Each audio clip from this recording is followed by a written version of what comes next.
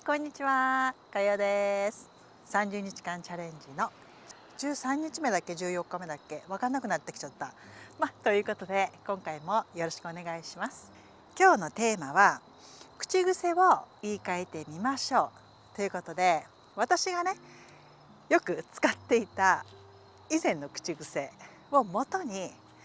もしあなたがかつての私と同じような口癖を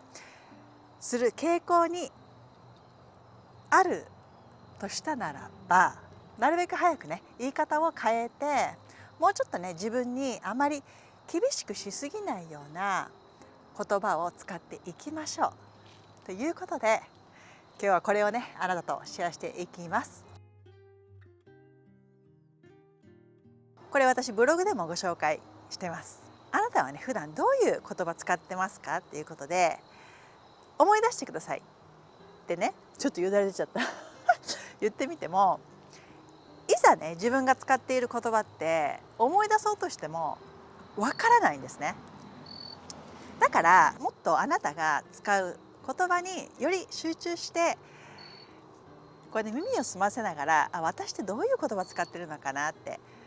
ね、耳を澄ませて聞いてみてください。で、昔よく私が使っていた言葉、英語で言ったら should なんですね。should はなんなんするべきなんじゃないのって感じです。もうこれ聞いた瞬間にもう想像できるでしょ、ね、自分自身に対してすごくスパルタなんですよ。スパルタ教育、バシバシとね、硬い鞭でよく打ってたんですよ、自分のことをバシバシバシとね。よく使ってる言葉って無意識に言ってるから、なかなかね気づきにくいんですね。今日口調をね3つ例に挙げています。で、1つ目の口調が、例えばですよ、家の中でボワーンと洗濯物が山のように溜まっています。で、それを見たあなたは何と思いますか？もう私だったら、もうあいもせんばいけん、こいもせんばいけん、洗濯物もたたまんばやっかってなるんですよ。全然わからないすいませんね。私長崎なんですよね。長崎弁ね。これもやんなきゃ、こっちもしなきゃ、洗濯物も畳まないといけないじゃないっていう意味です。聞いてみてください、自分に。あなたがねこの全てをやらなきゃいけないって誰が言ってるんでしょうかってことなんですよ。私みたいにねって言ったらあれですけど、結構ね真面目で気難しいんですね、私。でも今はもうあれですよ、結構緩めに生活してます。でも以前はよくね、っていうかもともと小さいところにまでよく気がつくんですよ。で、もしあなたがね人が気にしていないところまで目につくという細かなとこまで気配りができる、気がつきやすい方っていうのは、相手に対してまで同じことをね求めてしまう傾向があるんですよ。で、自分の視界に入る物事を一人で片付けないといけないと、自分自身に負担をかけてしまいがちになるんです。なので洗濯物を見た時に、こんなに溜まってると、でもやんなきゃいけないじゃんって、全部ね結局一人でやろうとするんですよ。このねビシバシ系の言葉、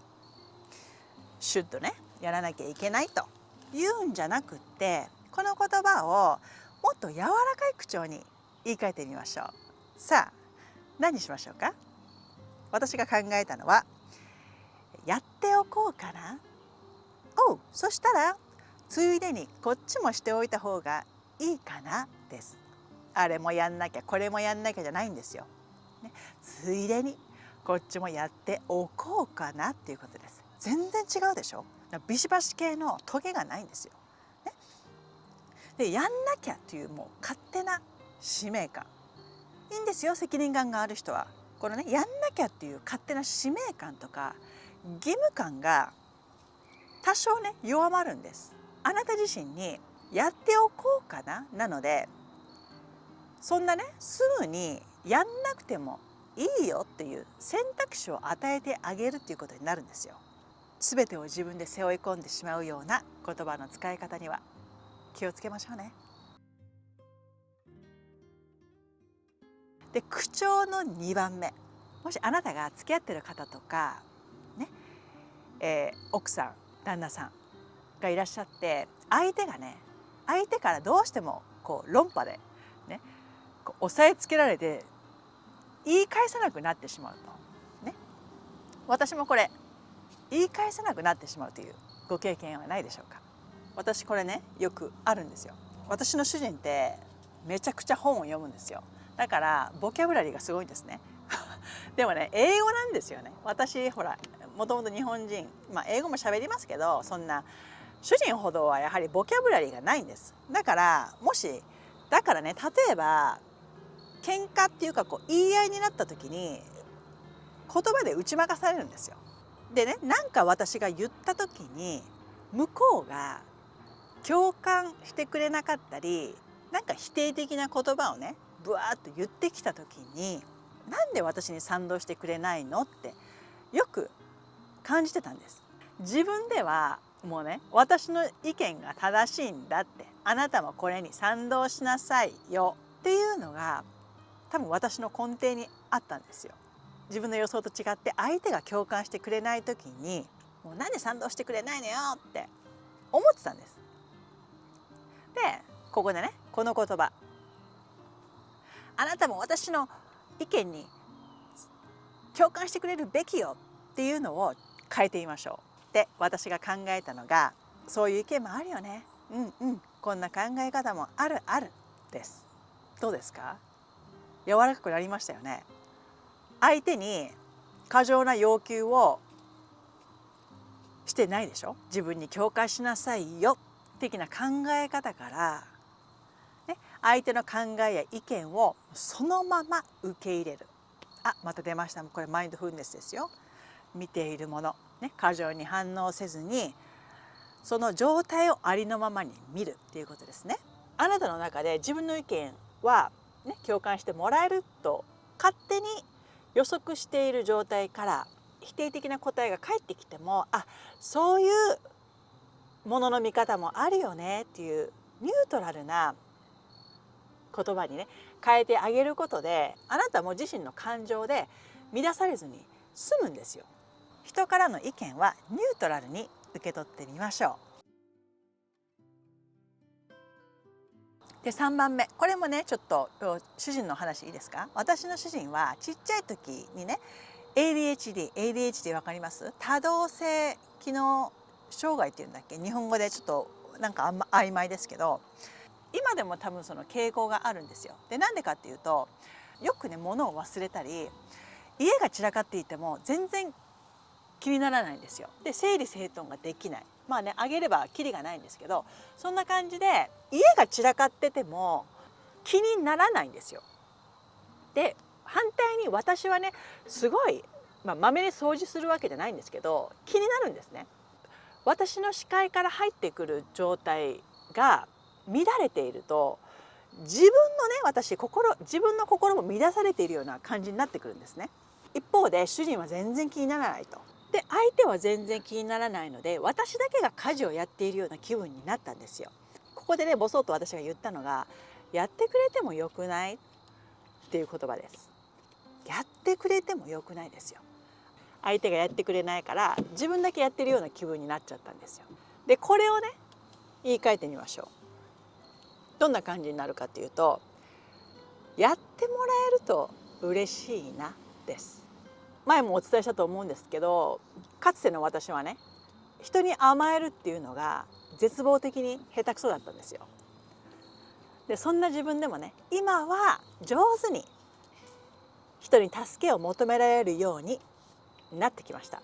自分がやってほしいことを第三者がやってくれないということに対して勝手にね苛立ちを感じて、自分の感情で自身を乱すんじゃなくって、ただねお願いしてみるんですよ。上手に第三者にお願いすることで受け入れてもらえるかもしれないんです。で、もしかしてねあなたが言わない限りは相手は何とも思っていないかもしれないんですよ。だからやってくれると嬉しいなっていうことで、トゲがね刺さってないでしょ。あんまり言われた方もそこまでなんでそんな言い方するのとは思わないと思うんです。やってくれてもよくないって言ったらもうね向こうも多分イラッとするんです。だけどやってくれると嬉しいなっていう言い方に変えてみると、相手もそしたらやろうかっていう気になるんですよ。その辺はねもう上手にやっていかないと。そうそうそうそうということで、先ほどお伝えしたように細かいところまで気がつきやすい人っていうのは他人も同じように気づいてくれると感じている人が多いんじゃないかなと私は思うんです。で最後にね一言、こうやってね旦那さんや奥さんまたは第三者の方に手伝ってもらっている時っていうのはその人なりのやり方があります。で相手がやってくれているっていうことに対して感謝をして、でもしね相手のやり方が気に入らなくてもそこはね口出ししないっていうことです。その方の時間を使ってやってくれている、手伝ってくれているっていうことに感謝してみましょ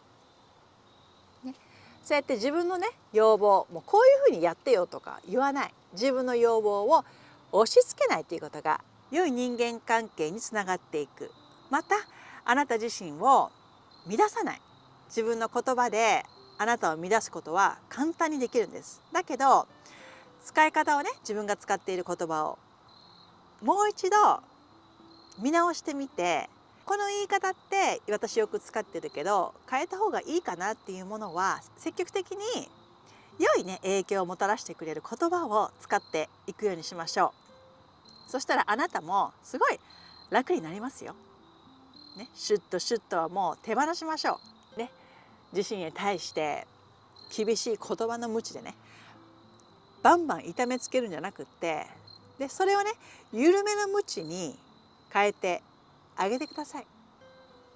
そうすることでね、頑張りすぎないあなたを作り上げていくことができるし、先ほどお伝えしたように人間関係にも良い影響を与えていくことができます。やばい、ちゅうちゃんが逃げていく。やばい、ちょっと待って待って待って待ってちゅうちゃんがやばい、ちゅうちゃんが逃げていく。そしたらまた、明日お会いしましょう。今日もあなたのスマイルマイルがたまりますように。また次回に。チャオやばいやばいやばい。